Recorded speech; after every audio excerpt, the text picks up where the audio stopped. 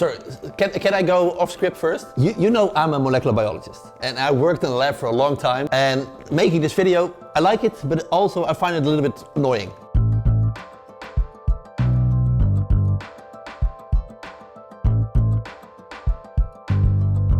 You can walk literally in every lab, every university, and all scientists will say, well, GMOs and modern genetic engineering, those techniques are as safe. They're similar to the old-fashioned breeding techniques. This whole rift between modern technique and old-fashioned technique, it's a societal construct. And here I am having to explain it again. So this is not in the script? Well yeah, it was actually.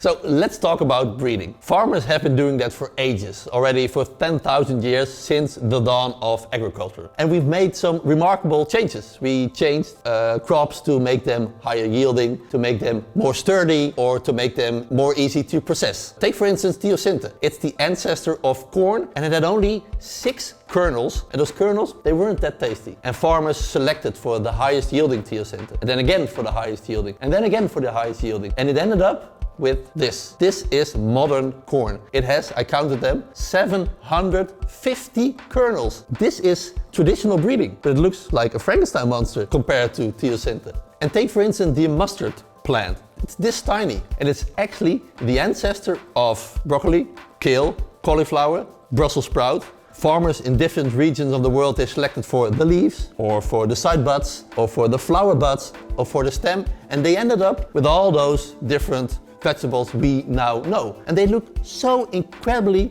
different than their ancestors. The changes are really big. And I have another fascinating story for you. Take this grapefruit. It's the red ruby grapefruit. And it was created by scientists who actually took the ancestor of this one and bombarded it with radiation. This way they induced thousands of mutations, and often it led to nothing. It led to like non-tasty products, but sometimes it led to sweeter grapefruits or bigger grapefruit, and the red ruby is one of them. This technique is called mutagenesis, and it is an old-fashioned breeding method. And also your pasta, it's made of durum wheat, again made by mutagenesis. But there are some problems with these old-fashioned methods. They are time-consuming, they're imprecise, and thus very expensive. So scientists came up with something new. First, in the 80s, genetic modification. It's actually just a copy and paste system. So you have a plant where there's a characteristic that you like, and you have your crop that farmers use. You take the gene out of the plant, put it in the crop, and you have another new crop with a new characteristics. Once I explained it phenomenally in a bar to a friend, but it's in Dutch. I'm sorry. Is er een makkelijke manier om gentech aan mij uit te leggen? Kijk, stel dit is de plant die je eet, die je verbouwt. Dit is een tarwe of een broccoli wat jij wil. Dit is het gen voor dikheid, lengte, smaak, vitamines, weet ik veel wat. Maar er is een probleem met dat gewas. Het is niet resistent tegen bepaalde ziektes. Ja, oké. Ja, dus, en dan heb je dus een andere plant, een verwante plant, zoals bijvoorbeeld deze. Heeft ook allemaal verschillende genen, maar die heeft één gen die deze niet heeft. Ja. Bijvoorbeeld een resistentiegen. Dan zeggen we, dit is het resistentiegen. Die wil je natuurlijk eigenlijk graag daarbij hebben. Ja. Traditioneel wat we doen is kruisen. Dat we dus plantje 1 bij plantje 2. Dus wat er gebeurt, er gaan allemaal genen over van de ene naar de andere, zou ik maar zeggen. En je ziet, ja, de plant is resistent, maar er is ook van alles anders gebeurd. Ja, dus hij smaakt anders. Ja, precies. Als dit voor de smaak is of er zitten minder vitamine in, weet jij veel. Dus wat je wil is daarna dat deze genen er weer uitgaan. Dus je moet alles weer terugkruisen. Nou, eerst gaat er misschien eentje uit. Dan gaat de volgende eruit. Ja. Totdat je uiteindelijk je hele traditionele klassieke plant hebt met dat ene nieuwe gen. En dan nu gentech? Ja.